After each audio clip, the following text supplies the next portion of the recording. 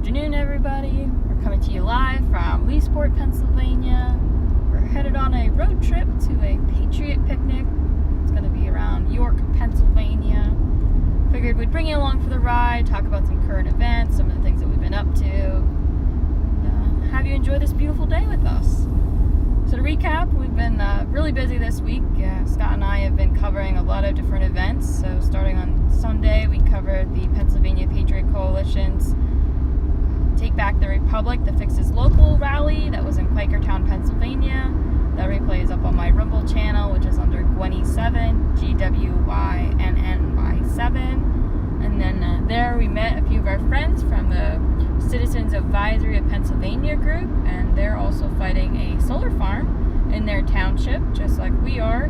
And they asked us, hey, would you guys be willing to come out Monday night so that you could cover our conditional use hearing? We just found out about it, a few days ago, and we're kind of scrambling to try to figure out what's all going on. I said, sure. So we ended up traveling to Polk Township Monday night to cover that. If you're interested, you can watch the replay for that on YouTube and Rumble on Gwyn7, GWYNNY7. And then Wednesday night, we thought we finally had a night off. So we went to the Pennsylvania Integrity Network. Typically they meet at a diner, they have a meeting and a speaker. And we were meeting a friend a little bit early, and I was told, hey, can you record the talk tonight? And I was like, I didn't bring my gear. But my friend saved the day. He happened to have his camcorder on him, so he was able to record that for me. So that'll be coming soon in the next week. I have to process all that and put that together, so we'll see how that goes. Thursday night, we went to the Berks County Patriots meeting. We had a special guest, Trevor Loudon, come in from Florida.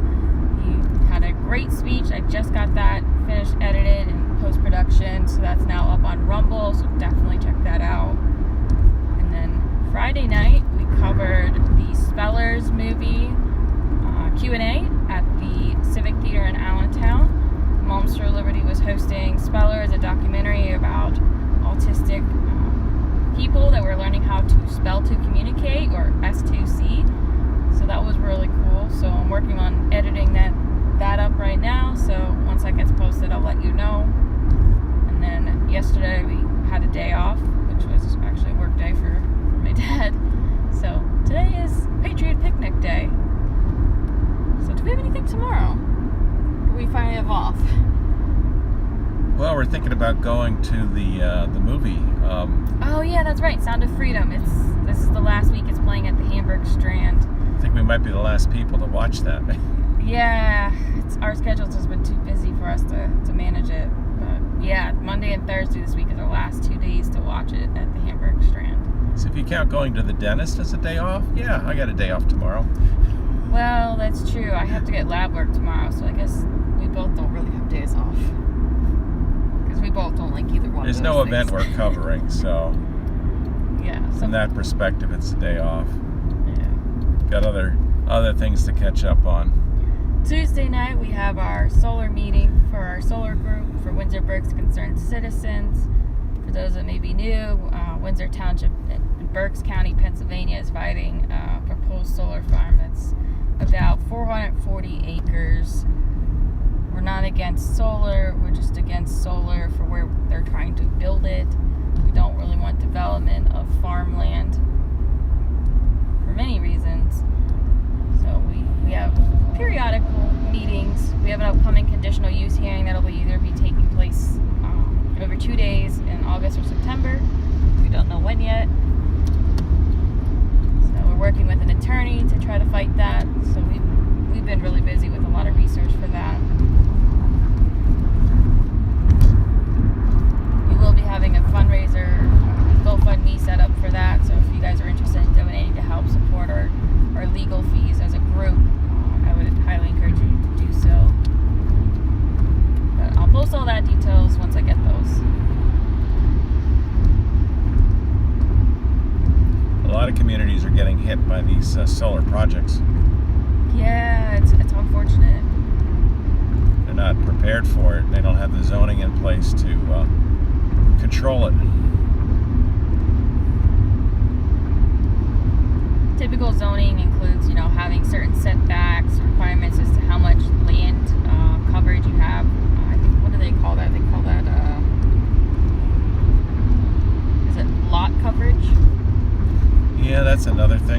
setbacks are one thing, lot coverage is another. Yeah. Fortunately, Windsor Township does have a lot coverage restriction, so that helps a little bit. Yeah, Polk Township has a really high number for their lot coverage. So like for Windsor Township, it's up to 20%. I think Polk was up to 75. Yeah, so they have a lot higher generating capacity on that proposal. Yeah, and theirs is slightly smaller than the one for Windsor. I think theirs was 300 and some acres, whereas ours is 440-ish. So. And then you also have, issues with terrain, hills, flooding, erosion control. Not just after it's built, but during construction, it can be pretty rough. I mean, I remember the one time with the Fleetwood one over in Lyons, Pennsylvania, that they were building that, and it just flooded some of the roads with the rain. Just washed it all away. It flooded the neighboring farmer's field, as I recall. Yeah, and it messed up as well, but too. So there are concerns. I mean, also being a rural area, a lot of these places don't typically have their own fire company or EMS personnel. So if there's an emergency at the facility, it can be a problem to get someone there. What I didn't like about the Fleetwood project was that they literally bulldozed the entire 100-acre site at once. And so the whole thing was just subject to flooding and erosion while it was being constructed. If you're kind of curious what that looks like, I do have some drone footage over on my YouTube channel, so check that out. You can see it kind of looks kind of Martian-esque with like how dry it is and how orangey the dirt looks compared to the rest of the green farms that are around it. It's very barren. I think they only had some of the posts drilled in at that point. We should go get a re-update on that with the drone. See how that's coming along. I think if they constructed these things in smaller sections, it wouldn't be so bad. But that doesn't seem to be the way they do it.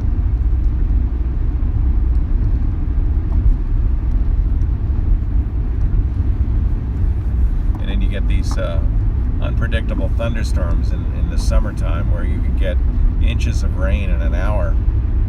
We've had a few of those this summer. Yeah, we've had some rough ones. Yeah.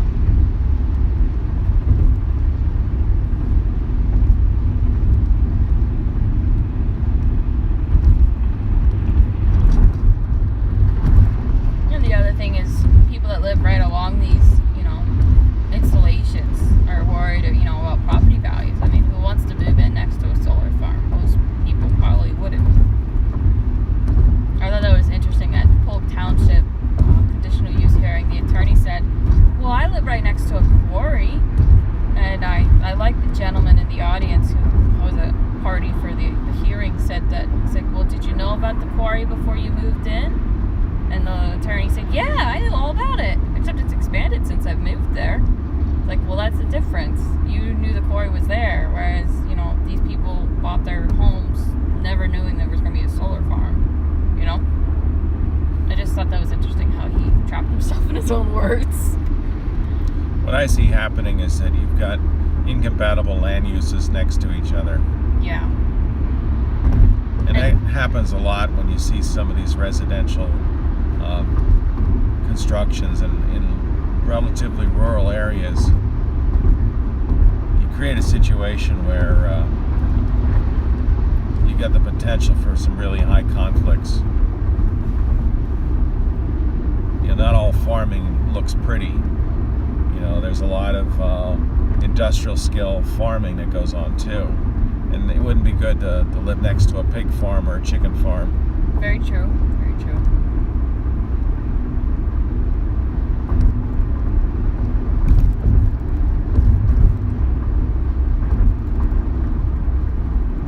Some of the things you have to consider also is, do solar panels need to be cleaned?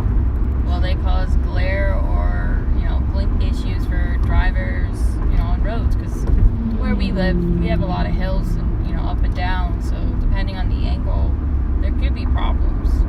I wondered about the cleaning. I mean, look at our air conditioners. They get gummed up with pollen. It'd be interesting to get a tour of one of those facilities. Road trip. Yeah, it would be kind of cool. I'd like to see how they play out once they're finished. Do they keep the land stabilized once they get it all established?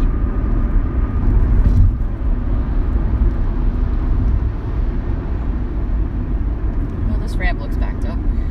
Yeah, this tends to be that way. Following Route 222, just outside of Reading.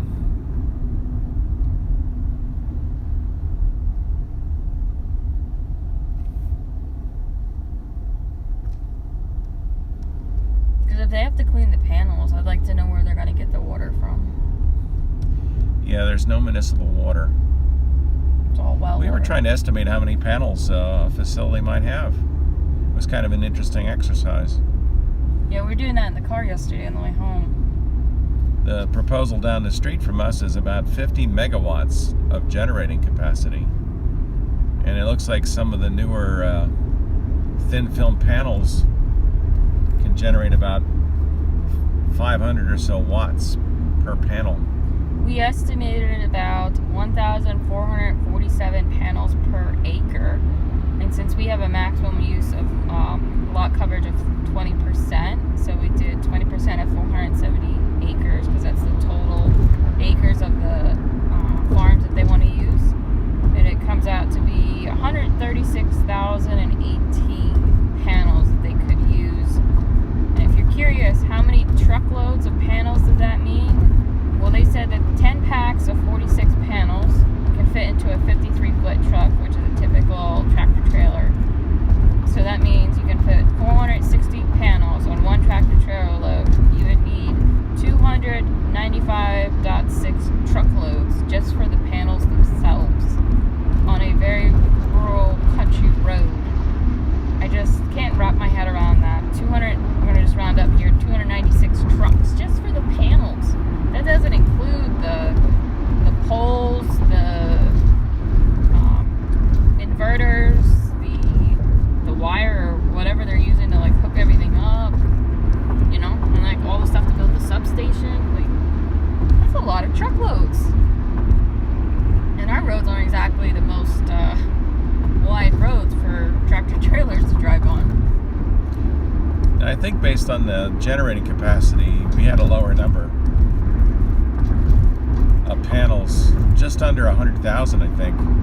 Yeah, I believe. Let me look at my screenshots. Still, it's kind of hard to imagine 100,000 solar panels at once. We estimated 92,592, which still, that's a lot of panels. I mean, So there you are. You got your little homestead in the country, next to some corn and soybeans, and now you have everything under construction and a couple hundred trucks of materials coming in just for the panels. yeah. And that doesn't include, you know, all the workers that got to come in, the drilling. You know, I don't know how exactly they pound the posts into the ground, but I'm sure that requires some kind of special equipment. So it's a lot. No more, you know, looking across the field, watching the hay get baled, or, you know, watching the deer make their nightly, you know, way through the fields. I mean, our one friend who lives right across the street from where this is proposed took pictures and brought it to the planning commission meeting showing hay getting baled. It was really cool for them to be able to, you know, sit out on their porch and just watch the hay being baled. But on the other side of the coin, you've got farmers that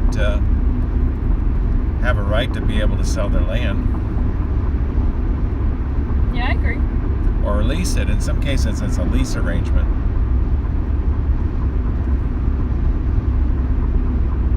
It's just, where do you find that fine-tuned balance between the right to sell and the right to negatively impact your whole community? Well, that's what the zoning ordinance is supposed to handle. Prevent those sort of conflicts. Yeah, we have a half-decent solar ordinance, but it's not good enough. I mean, we do have that, we require a decommissioning bond from the solar company for decommissioning purposes, but it doesn't state really how much it should be, like per megawatt.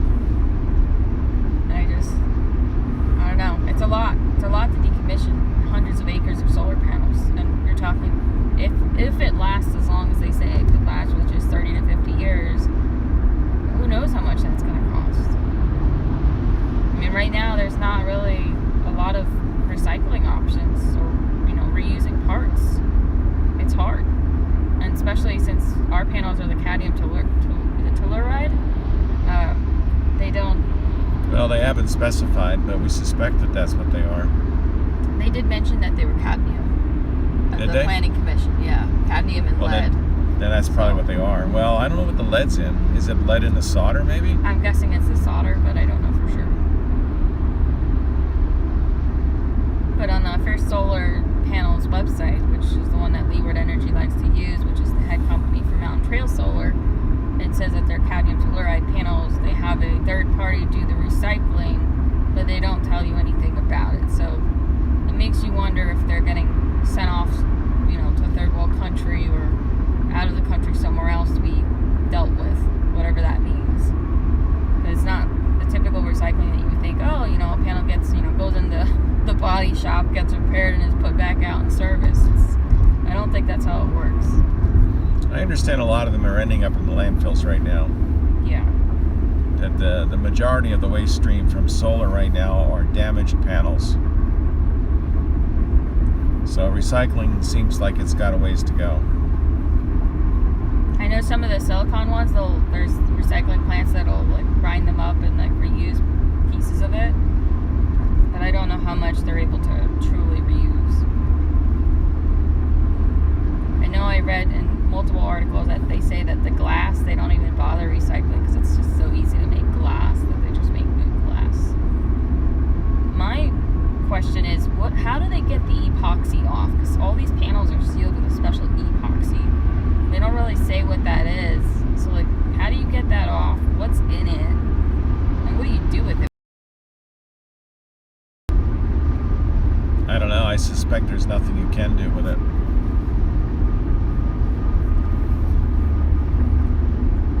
It's typically some kind of polymerized material that once you polymerize a molecule, it's very difficult to undo that process. You can't really reclaim it.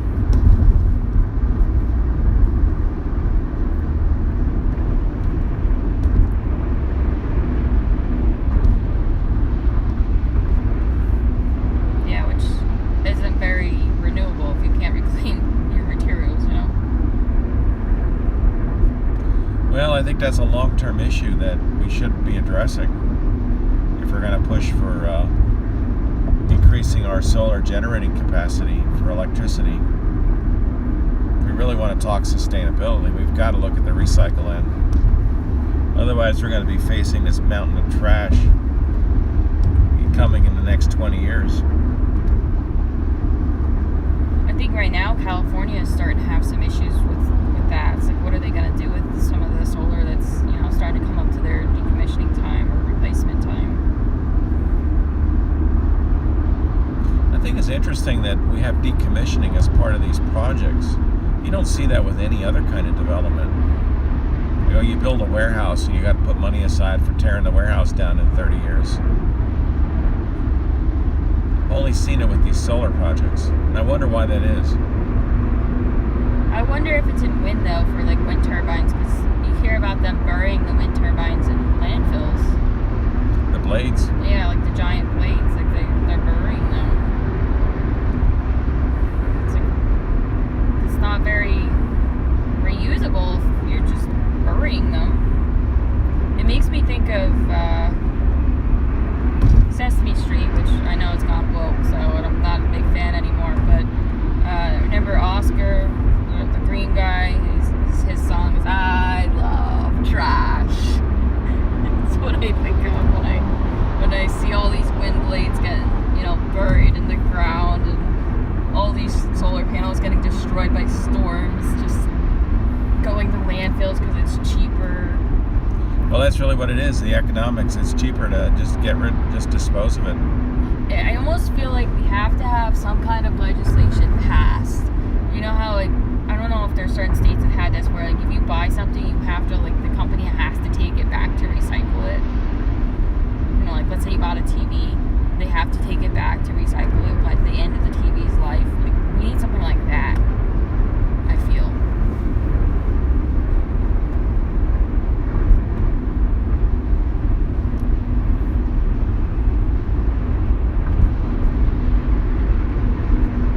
Like what California does with like their glass and recycling plastic. When you return it, you get your deposit back.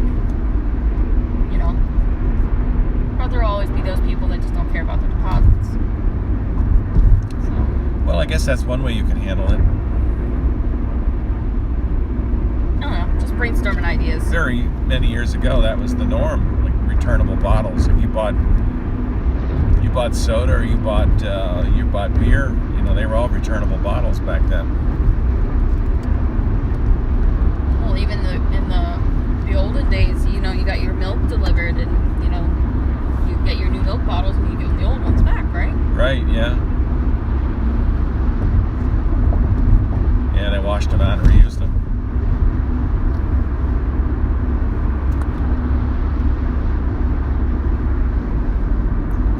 I guess somehow that all became uneconomical to do. Yeah.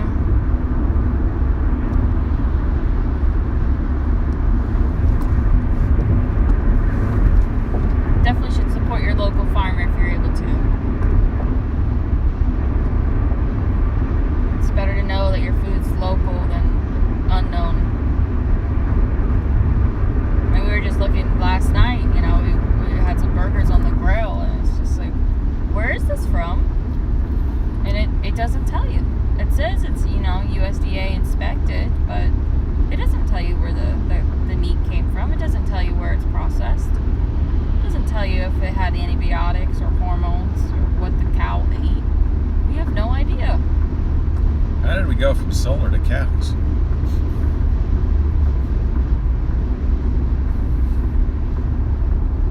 I don't know.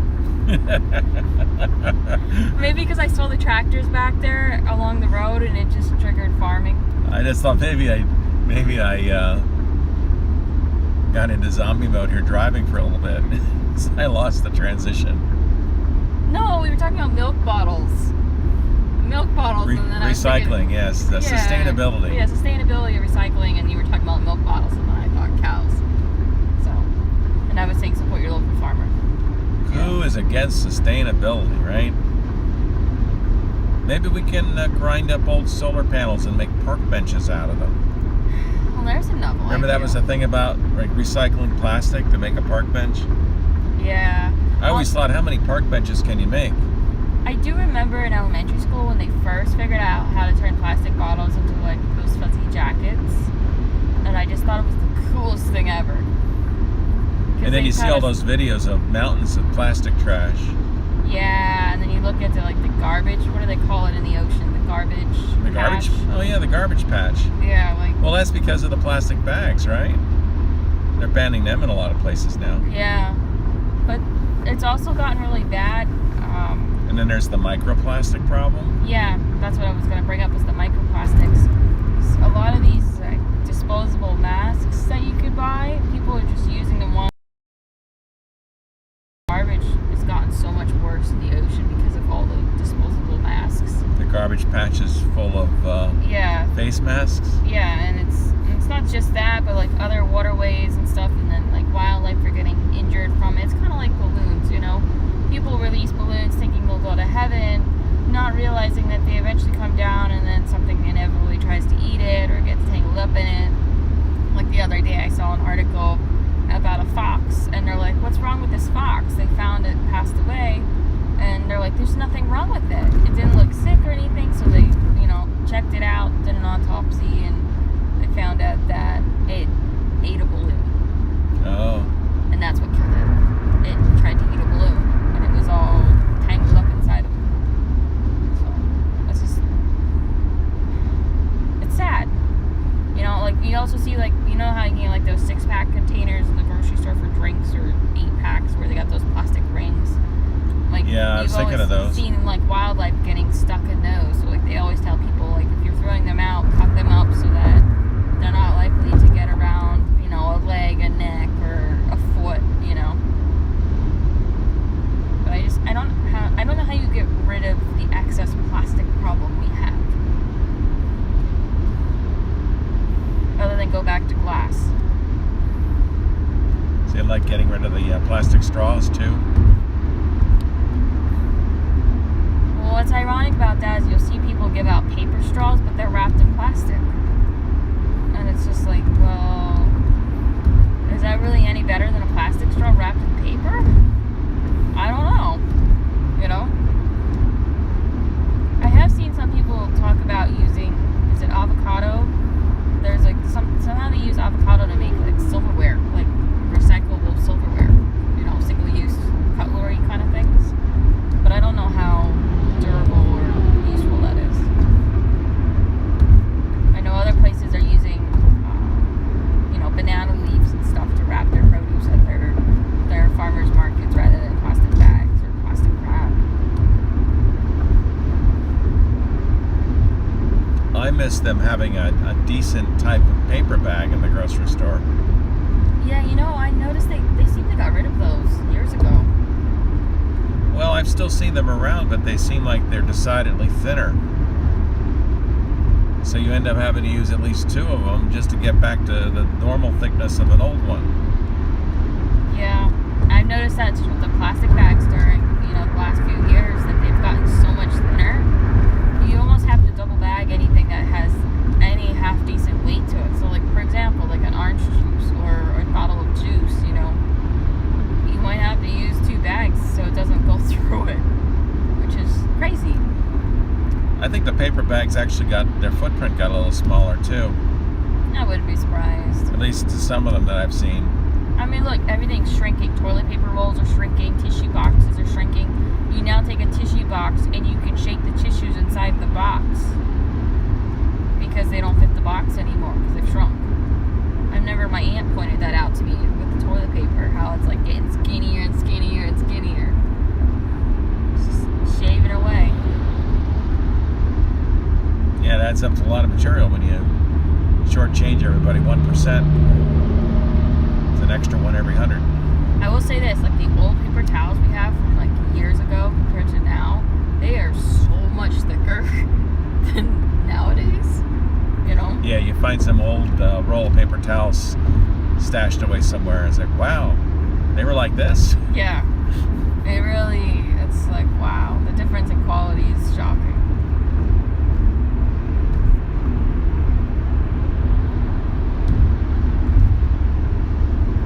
No, I miss the paper bags in the grocery store because I was pretty diligent about doubling them up and not overloading them and reusing them all the time. Yeah, I could get quite a few cycles out of a paper bag before it would get damaged.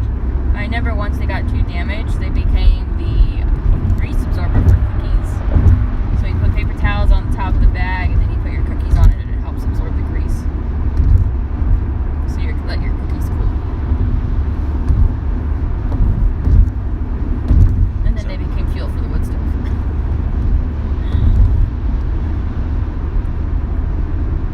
Coming up on Ephrata and then on to Lancaster, where we will get to US Route 30 and head west. Hey John, it's good to see you. He says good afternoon, guys. Greetings. It's been a long time.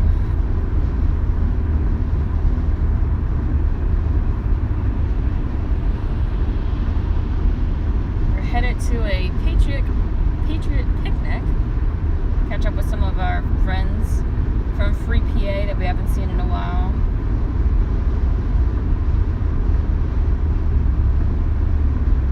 Because we've been busy with local politics and fighting a solar farm and covering various events around the state.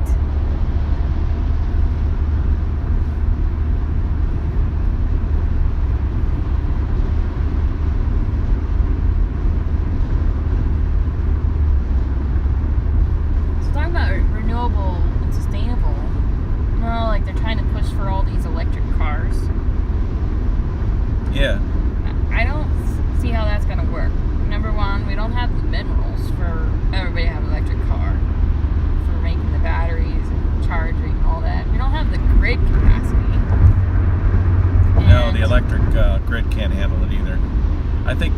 think it's really the plan is you're not going to have a car. I think that's the big plan. That's exactly the plan. It says so. Either they're just too dumb and they don't realize everybody can't get an electric car, or they know and they're just not saying it. But I think you've been looking at some articles that suggest that it is true that the plan is to get rid of cars. Well, here's an article from the World Economic Forum from December 16, 2016. It says, "Goodbye car ownership, hello clean air. Welcome to the future of transport." There you go. So they don't want you having cars.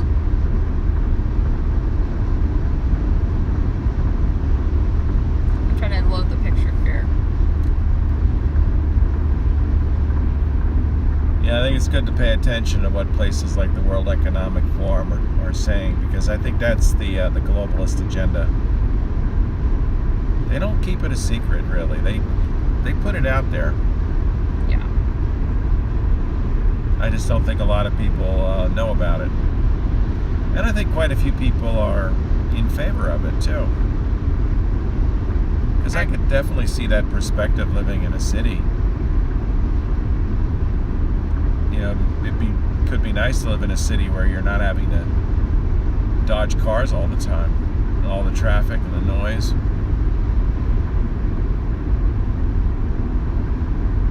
Yeah, I agree that, not having as many cars, in a city might be nice. I'm trying to find the article here. So one of the things they're talking about is two emerging technologies. First is the self-driving vehicle, which would be guided to the quickest route by real-time traffic updates. And they'll also use blockchain-enabled secure peer-to-peer transactions to eliminate or minimize the need for central authorities such as banks or ride-sharing services such as Uber or Lyft. The security of the blockchain would allow owners to directly rent out their vehicles under terms and conditions that they set themselves. So they basically want everybody to pay to use a car.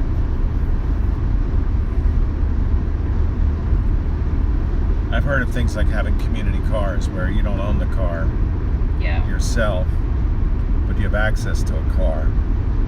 It says by registering vehicles on the blockchain, ownership and access will be tokenized, meaning owners can trade their shares in a vehicle or their rights to use them directly through the blockchain without an involvement of third parties. So it's kind of interesting.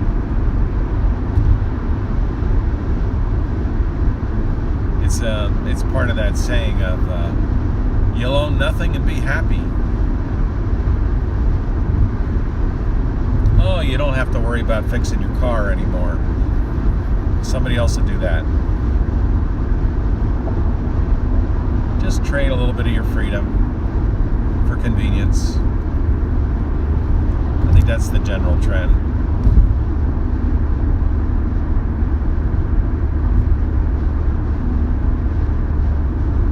I should have linked my article to myself so I could find it again. Last night they were talking about how they wanted people to do more biking and walking than driving, and just limit the amount of cars there would be. It all sounds great, but in practice, it doesn't seem to work. Well, our friend was telling us after a meeting the one night that he had a coworker who flew into Philly and was coming up to our area, and the only car they had left to rent was a Tesla, so he had to use a Tesla. It was during February, so it was still cold, and he got up here and he was doing fine, and then he needed to charge it the next day to go try to get to a meeting, and he was late. He was supposed to be there at 8 in the morning, couldn't get there until 1 in the afternoon because he couldn't get the car charged because it was cold.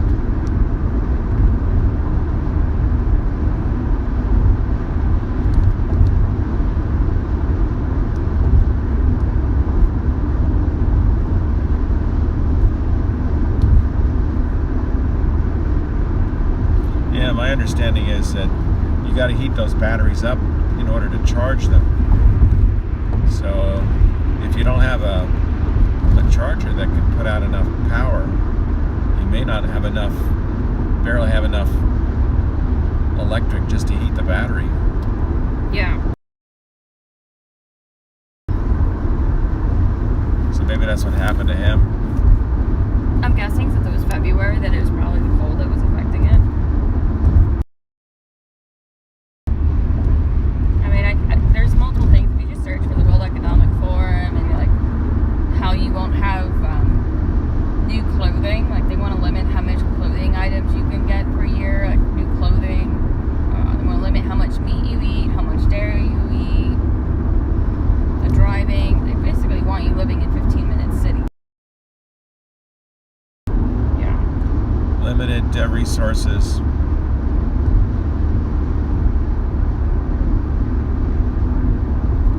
And they're gonna try to push it with like universal basic income. Basically trying to. I think there was something about that where they want to microchip you, and that's your reward for being microchipped. Is that you'll get on board with the monthly income gravy train. That's true. You're right, it was with regards to the microchipping.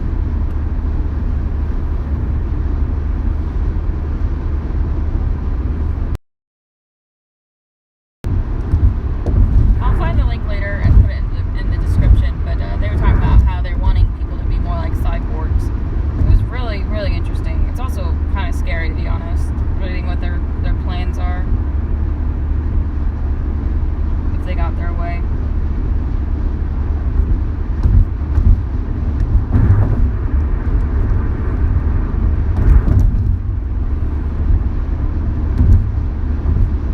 Yeah, they act like overlords, and that we're the cattle. Okay, here we go. I found it. It says, "What if we get things right? Visions for 2030." This was written by Sari Parker, October 29, 2019. Wow, so that's pre-pandemic writing. Yeah. Interesting. We're winning the fight against climate change. Welcome to CO-topia. This was written by Ida Auken, Danish member of parliament.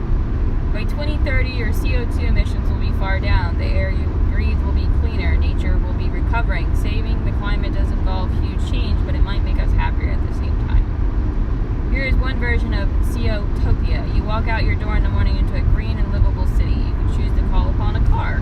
An algorithm has calculated the smartest route for the vehicle, and it picks up a few other people on the way. Since the city council has banned private cars in the city, tons of new mobility services have arrived. It is cheaper for you not to own your own car, and it reduces congestion. So you arrive at your destination more quickly and don't have to spend time looking for parking. There are a lot fewer cars on the streets, and the rest are electric. All electricity is green, by the way. Single-use plastics are a distant memory. When you buy your stuff, you buy something that lasts. But because you buy a lot fewer things, you can actually afford better quality products. Refuse, reuse, reduce, recycle is the new way of looking at things. Because citizens have buying so much and services, cleaning, gardening, laundry, help, healthy meals, easy to cook, entertain, free time. Violent crime in half. Some of the most egregious forms of violence over the next decade. To do this, we'll need the same kind of energy and dedication that is mobilized to eradicate other killers like smallpox. And they go on and talk about that. It's funny they would compare it to smallpox. Number 3 is empowering 8 billion minds with mobile technology. So they're talking about how a service on your smartphone will enable you to carefully manage your personal information. But it could be spotted that something wasn't right from the feedback.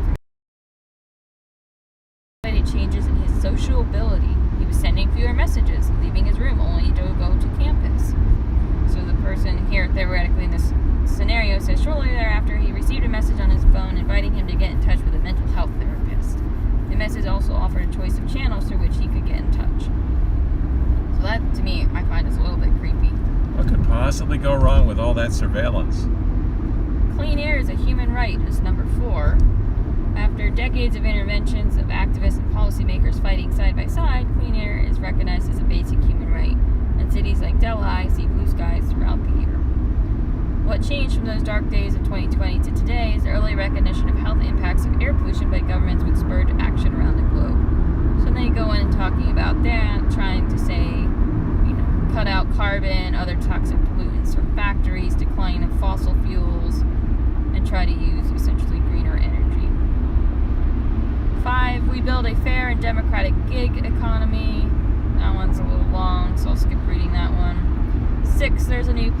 for peace in the Middle East.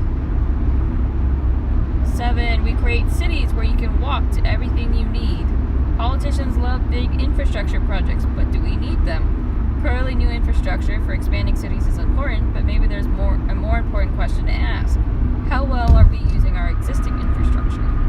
So then they talk a whole bunch about that. Number 8, clean electricity will dominate the energy sector. If we get things right, by 2030, the global carbon concentration will drop to 350 parts per million from 407 parts per today. By then, the energy sector will largely be electricity, and at least half electricity is from renewable resources. Deep decarbonizing efforts will be demonstrated by governments and corporates, and yes, even the ordinary members of the public. By 2030, electricity will also be democratized, and people will be empowered with choices, and they will choose energy sources that sustain life. Power generations will also shift from centralized structure to greater distributed renewable generations. The electricity system will be defined by future digitalization, enabling the concept of sharing economy in the energy space. By 2030, trading of excess solar energy with neighbors and sharing of electric vehicles within the community will be the way of living. Children will be taught to live in harmony with the environment. All these did not happen by chance. It happened because there was sufficient willpower to deliberately shape the future. It happened because the need to preserve the future of our children finally matters. And it goes on. There's actually 30 of these. Number 9 is virtual reality will protect our mental health. Number 10, the circular economy has become the economy. Circular economy? Has become the economy. That's what it says. What does that mean, circular economy? Does it say? Let me share my vision for 2030. By then, nobody talks about the circular economy. It's just the economy. We went at the grim days of the 2010s where billions of tons of material were extracted every year to meet the functional needs of society, but only a fraction was ever recycled back into our economies. Rapidly falling technology costs created major opportunities to reduce waste. We focused on capturing more value from existing infrastructure, designing out the impacts of pollution, climate change, toxins, and congestions. We got our act together. What was the one thing that made the biggest difference? Some will point to the youth movement that drove awareness and campaigned for action. Others will champion the new breakthroughs in technology that were unthinkable in 2020. These played a part, but we would have never have gotten here if the world's lawmakers had stayed on the sidelines. After all, it was the public sector and policymakers who could strongly influence industries and could steer outcomes at a system level. The private sector wasn't allowed to leave the public sector behind either. The right rules were put in place to ensure that jobs were preserved and new ones were created. Sound good? I'll see you there. It sounds like about 10% nonfiction and 90% fantasy. I know, it's just crazy when you read through all of them. Where, okay, look at all this electronic, look at all this e-waste. Yeah. You've seen the piles of them, the piles of this trash. How are you going to recycle this stuff? Some fantasy breakthrough in technology, I suppose? Yeah, I don't know. Number 12 says streets are made for people, not cars. The future of transportation, as most of us imagine it, is dominated by driverless cars. But to truly build a sustainable future for our cities, we need to reduce the number of cars on the roads, full stops. This can be achieved through a fairly simple, practical improvement strategy, temporarily taking cars off our streets altogether. Oh yeah, let's just do that. Yeah. Like I said, I'll link this in the description. It's just crazy. They're like cleaning the house by sweeping it all into the closet, closing the door, and saying, "Done." Yeah, I don't know. It may be all ridiculous sounding, but these people are serious. That's the thing. It's like they're telling us what they want. Well, yeah. I mean, some of that sounds pretty good, but how do you get there? Other than wishful thinking and creative imagination, how do you recycle all this material? I don't know. It's a good question. I mean, I could see sustainability by going back to 19th century living. Everything's made out of metal or glass. Those things recycle pretty well.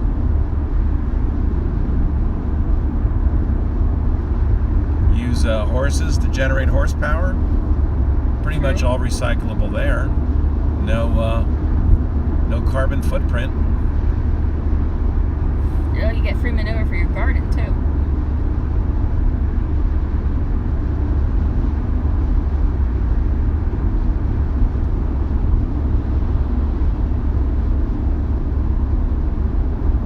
Yeah, I don't know what the answer is. I don't claim to have the answers, but we're jumping ahead with things like, let's build megawatts and megawatts of solar capacity, but we really have no idea how we're going to recycle the solar panels at the end of their life. We're going to just pretend we can solve that between now and then.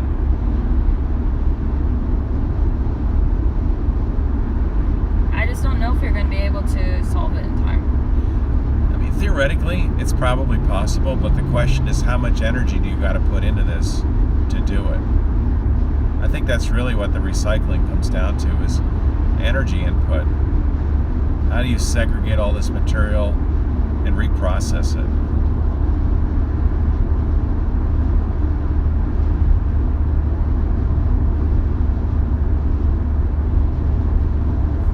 And then the other thing that they kind of mention the materials to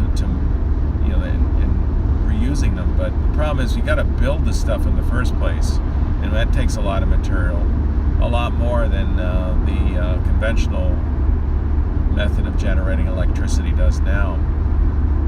Yeah, and the mining for some of these minerals is really, really dirty. A lot of people don't realize that. I mean, let's say you could do it. I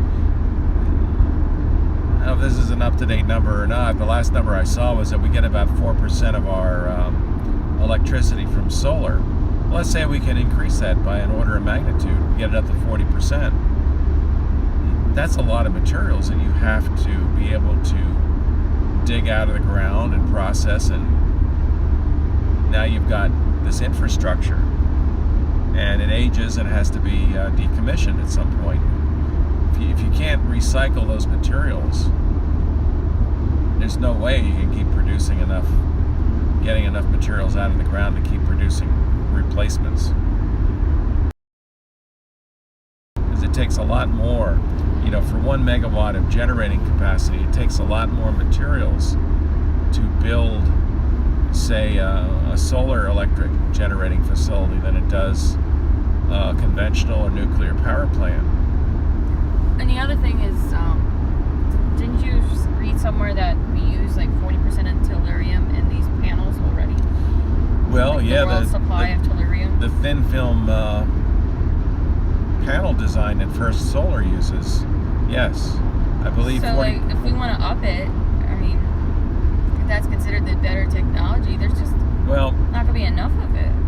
If you kept going at the rate that you're going now, I guess you could sustain that for a while, but they want to increase the amount of construction by a large quantity. We're not going to get from, say, 4% solar generating capacity to something like 40% without a dramatic increase in the resources needed to build these facilities. There's just not enough materials being produced fast enough to go at a much more of an accelerated rate than they're already on. So these timelines to reach these goals are unrealistic. You'd need 10, you might need 10 times the amount of materials being mined in order to meet those targets. And the other thing to think about is, if you put all your solar stuff, let's just say we'll use the East Coast for example, right? Let's say we build all up and down the East Coast solar farms. They're all trying to put energy in at the same time. The grid can only handle so much energy. A lot of these places don't have storage for storing the energy. And people don't realize, like, there are bidding contracts as to who gets to provide energy for the day. It's not just the same, power generation facility that's giving power every day. Like, they have bids for that kind of thing. So I just wonder, like, as this increases, how is that going to work when, there's too much solar, let's say there's too much solar energy to put in the grid? What are they going to do? I think they're going to end up disconnecting these solar plants from the grid when they need to, because they can't use the power. Yeah, and you can't exactly overload the grid, because that's not going to be good. mean, one of those Department of Energy documents that we looked at talked about that, you know, as more solar comes in, they're going to have to shut down some of it to make up for it. I forget the phrase that they called it. Yeah, there is an industry term for that.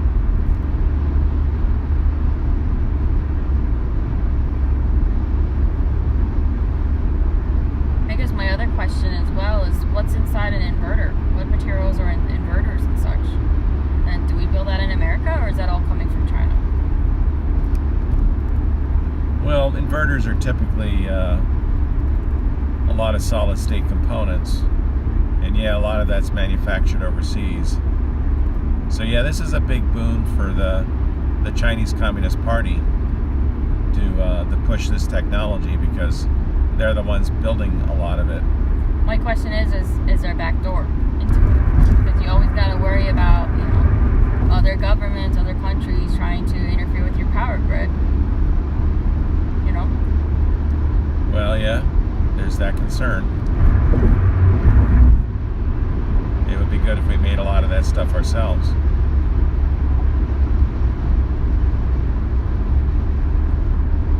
So a little bit on the navigation here. Papa Waze is suggesting that we get on to 83 South and then get off at Leader Heights Road. Right. That's the normal route. Okay. It doesn't recommend taking the little shortcut that you can take to get to 83? Yeah, it does. Where you go to North Hills Road and then Market Street. Is that the one you're talking about? Yeah, I guess it is. I don't know if that's the name of it or not. We're going to be crossing the river. Because if you go all the way to Route 83 on Route 30, it's a lot of extra miles. Yeah, it looks like it's doing the shortcut. Because of the way that 83 curves around York. If you're going to go southbound, it makes sense to Yeah, we bypass York completely. cut over to 83 before you get there. Yeah. So they kind of run parallel there around the northeast side of York. Crossing the Susquehanna here. And Facebook will totally flag me as using somebody's song because we're crossing a bridge. It's quite loud. I know. Just so you guys know, this is song number 77. Brought to you by the bridge. I don't remember it being so loud before. I don't either. Is that an effect of our tires wearing out? Could be.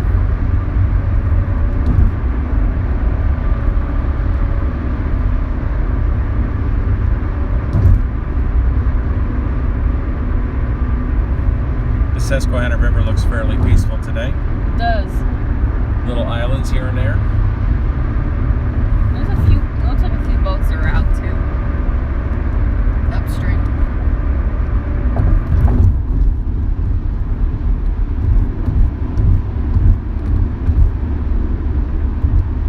We're a bit south of 3 Mile Island, the infamous nuclear power plant site.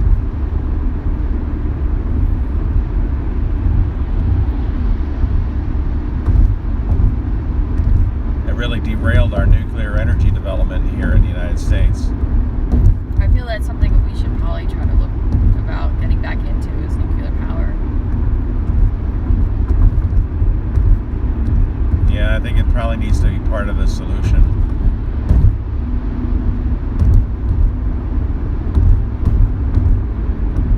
The solar and wind stuff sounds good, but if you actually build out a large generating capacity, you run into these problems where the electricity is available at times that you don't need it. Yeah. And it's difficult to save it because batteries are very expensive.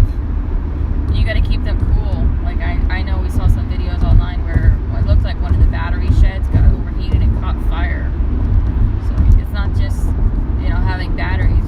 You know, you got to temperature monitor all that so that they don't overheat.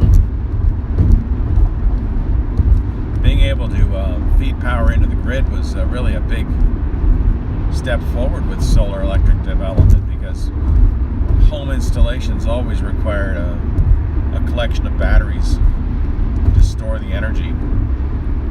And of course, the batteries don't last forever. They're not 100% efficient. Whereas you could generate power and just send it back out on the electric lines. That was a very efficient way to do it.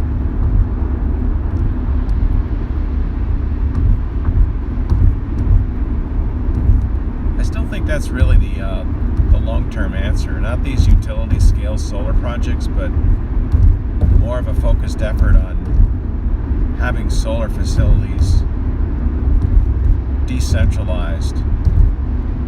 You know, solar panels on everybody's roof, kind of an idea.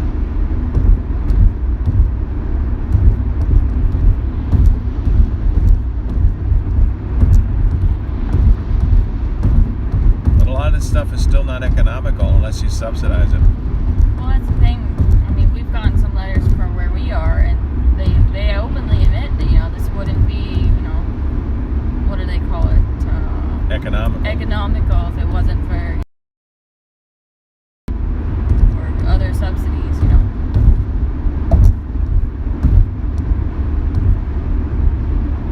So it's just kind of another form of corporate welfare. And I've heard some stories of residents that, you know, they end up putting you know, solar in their homes, and the you know, the handouts dry up, and the company just leaves these homeowners with, you know, half-installed panels on their roof and said, "Good luck. You know, we're out of here." And of course, you know, another solar company doesn't typically want to take on someone else's project because they don't know how it was installed. So it's frustrating as a homeowner to have that situation happen to you. It'd be interesting to talk to some people who live in the work in the utility industry, because there's a lot of debate about what should be done with people selling power back to the utility company, to the grid. Yeah. Whether or not you should get the same value that you pay for, or you should just get your generating costs back, and whether or not you should get paid for any excess capacity you create, and how that affects grid management itself. I think all those things become significant factors as you increase your generating capacity. Yeah, they're all good points.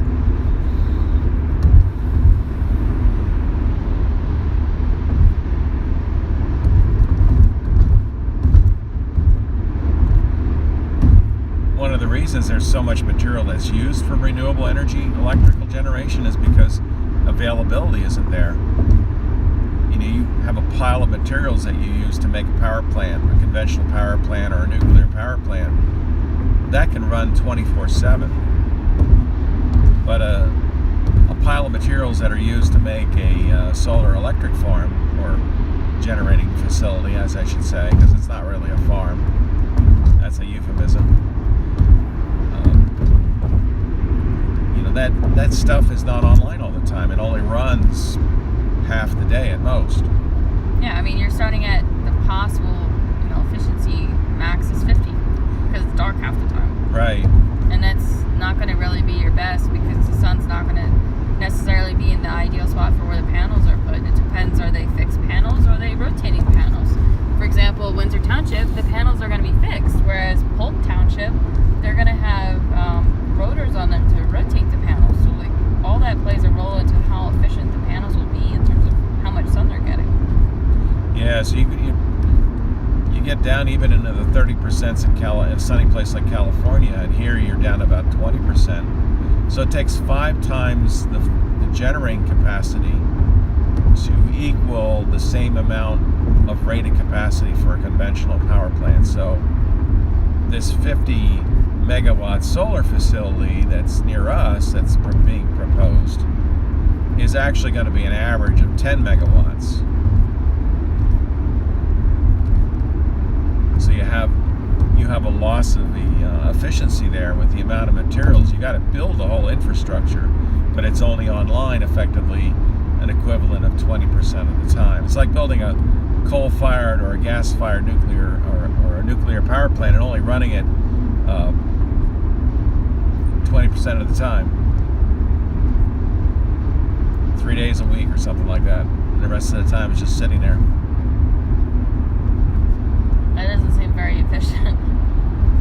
Well, you see why you need a lot more materials Yeah. for these renewable energy generating facilities. Hydro being the exception to that, as hydro can run 24/7 also. Yeah, it makes sense. And obviously with wind power, that's going to be dependent on the wind. Of course, you're going to have Wind variability at night, there. It's, could be all over the place.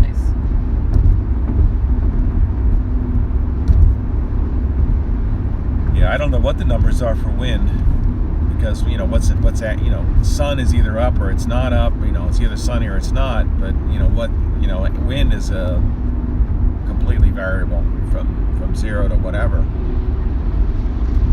So that might actually be a little bit more efficient, but I really don't know. It'd be interesting to look at those numbers. Yeah.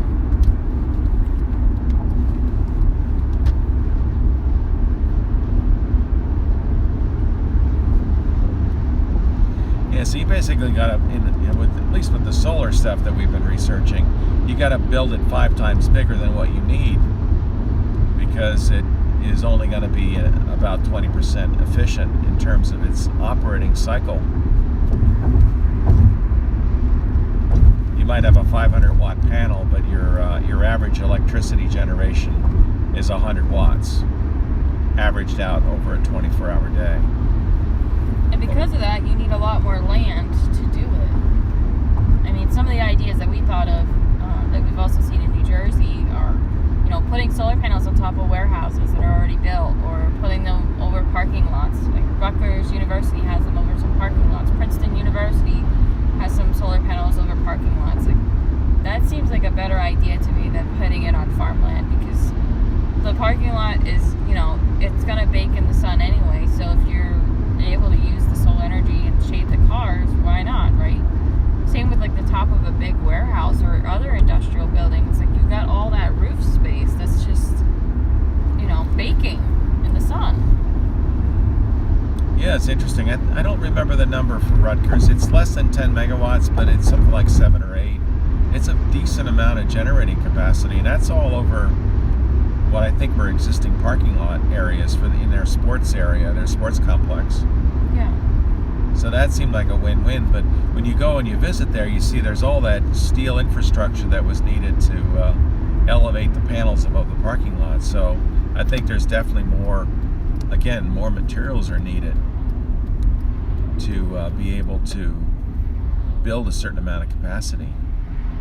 Yeah, now the only downside, like for example at Rutgers University, we've gone there for some field hockey games. If it rains really hard, it doesn't necessarily come off the panels like in a sheet like you would expect. It tends to find, gravity. The water goes where the lowest spot is, and sometimes that's more like, one corner of the panel. So like it comes off pretty hard. Like you could take a shower under it when it's pouring.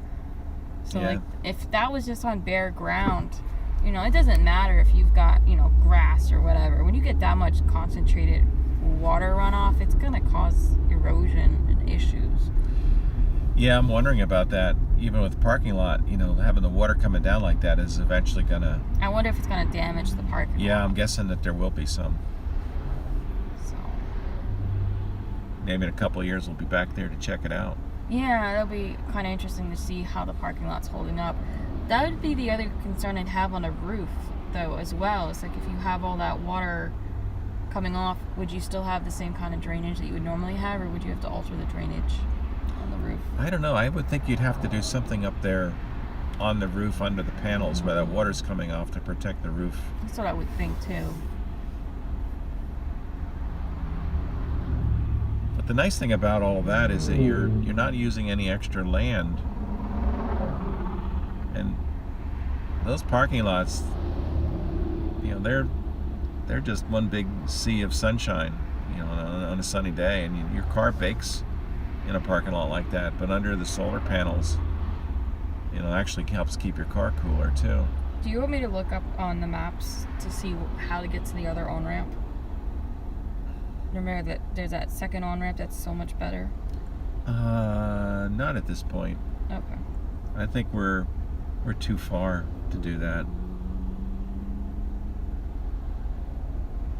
We'll take our chances. Yeah, this on ramp's going to be a little bit. It's the one that's over by 124. It looks. Yeah. Yeah, I think we would have needed to turn a little bit before we got this far. Yeah, it looks like you're right. It would have been more efficient to do it that way. Yeah. I kind of forgot about that. I forgot about it till now, so we don't normally go this way that often, so it's one of those things that just triggers your memory once you're there. It's like, oh darn, I forgot about the other ramp. Yeah, we've gone this way a few times for field hockey games. Yeah. That's usually why we're going this way. Going to University of Maryland. Yeah, Princeton plays them this year, away at Maryland this year, so we might be able to make it to that one. That's such a hassle. Yeah. It's usually a really good game, though. It's usually one of the better games. Yeah. I mean, I think the last few games it's been overtime, so it's always hotly contested. Yeah, that is true. Those games are usually pretty good.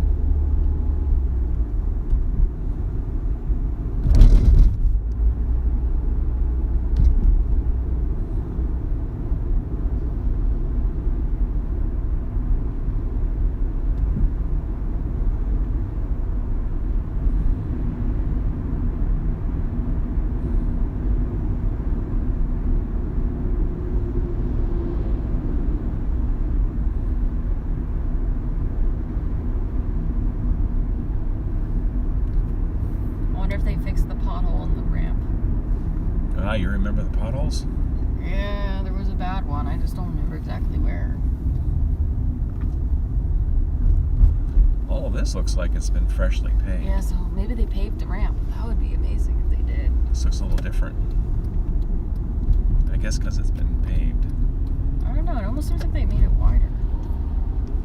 Maybe it's just New sidewalk. Yeah. Oh. Sorry, guys.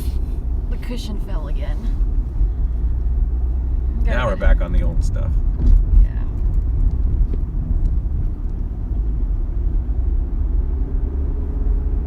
Oh, we're lucky. Got a break? There's a break. Yay.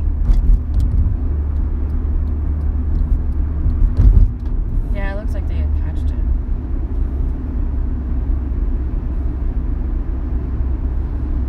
It was actually a part of the bridge deck, apparently, not actually pothole, just part of the bridge decking. So now we're on 83.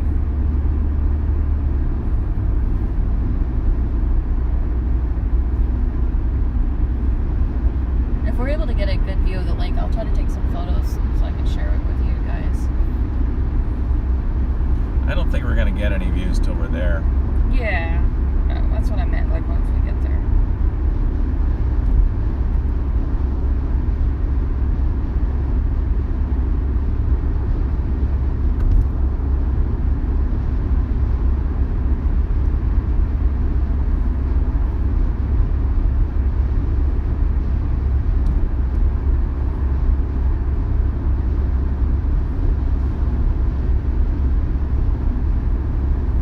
Yeah, that stuff on the World Economic Forum site, some of that sounds like it's appealing, but it's not realistic. I don't see how you get there from here. All these complicated e-gadgets that we have, I just don't see how anybody takes all that stuff apart and separates it into its original source materials. But that's really what you're going to have to do if you really want to talk about a circular economy or sustainability. Yeah. And we're not addressing those issues. And I think the companies that manufacture the products are the ones that are in the best position to fix it.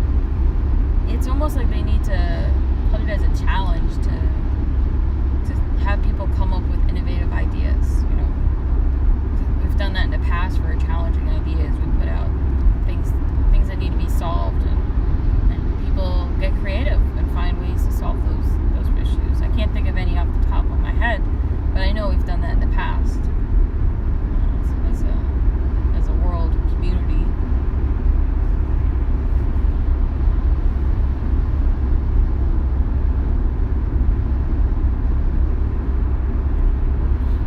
You know, you think some things are getting recycled, like used motor oil, for example. Well, actually, they don't recycle it. They burn it. They substitute it as a fuel. That's not really sustainability. Weren't you just telling me the other night that they burn tires too as a fuel? I believe in the cement kilns they do that. That is, if anybody's ever seen burning tires, it is filthy. Well, these things run at really high temperature, I think, and that's why they can. Ugh. But again, you can't take a tire and turn it back into rubber and make a new tire. The tires have all these polymerized materials in them that make them durable. The very chemistry that makes them durable makes them almost impossible to recycle. So it's like a double-edged sword, essentially. But then there is that talk about how the tires could be made to last a lot longer than they do. And they talk about that with the World Economic Forum too. Well, get these companies to make things to last longer. I feel like that's part of the... Good luck with that, right? Yeah, that's part of the planned obsolescence. I noticed this growing up in school, how they weren't really, they were talking about, Earth Day, reuse, recycle, and stuff. But people kept wanting to get new everything. And it's like, well, why don't you use the old stuff until you can't use it anymore? Like, why do you have to get the latest, phone or latest, fashion and stuff? Like, why don't you wear the clothes that you have until it's worn out? It just seems excessively consumerism, excessive consumerism. Yeah, well, they've been promoting consumerism for half a century or more. And consumerism is very profitable. I mean, what company doesn't want you to buy more product? It's all about money. They want to make money. So they're going to advertise, hey, you should get this latest, greatest, device or pair of clothes, because it's so much better than what you got now. I think you can find a documentary out there on the internet called the Light Bulb Conspiracy. Well, I have a friend who, this is like maybe 7 years ago now, but they had to get a new washer and dryer because their old one finally kicked the bucket. And it didn't even last a year. Yeah, I hear that they don't make it serviceable. Yeah, these things don't last as long now. They're like made out of flimsy plast or something. I don't know. And this is one of my friends who's very handy, knows how to repair things, is a bridge engineer, knows how to build huge bridges. So they know how things work. And they wanted to fix their washing machine, and there was literally no way they could get into service. They don't sell you the parts. You can't get the parts. And it's just like, that's wrong. I feel like you should be able to service your own stuff. The right to repair? Yeah. I remember farmers bringing that up with the right to repair their own tractors. Oh yeah, John Deere was making it. You couldn't fix your own tractors. Yeah, which is crazy.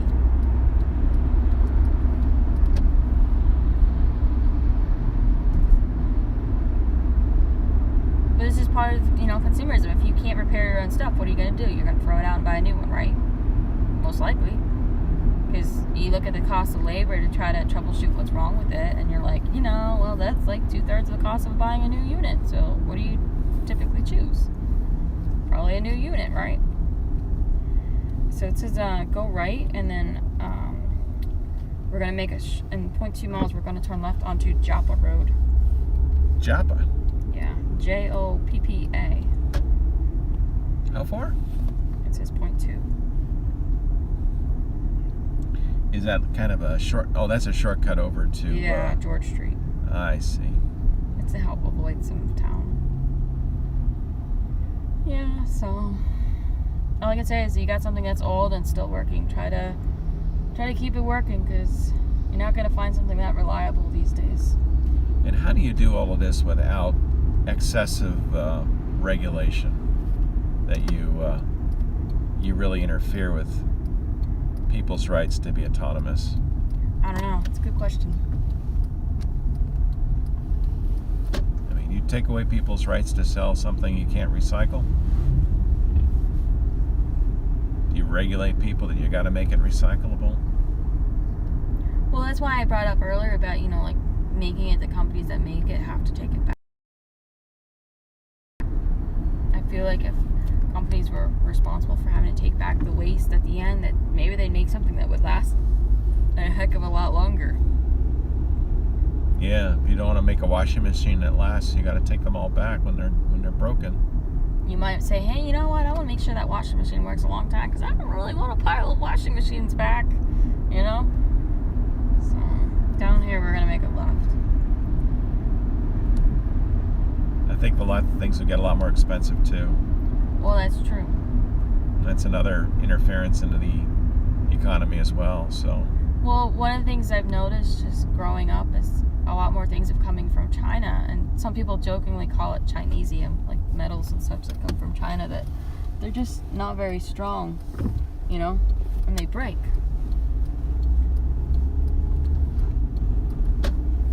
Yeah, Chinesium tools, I get it. Yeah, you know, things just aren't really up to par, or they're rough, or, you know, whatever.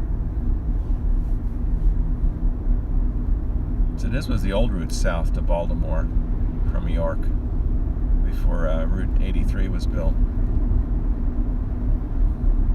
It's pretty. I'm going to wrap up because I think we might lose our service. Yeah, we're probably going to lose our service. Well, thanks for riding along. This was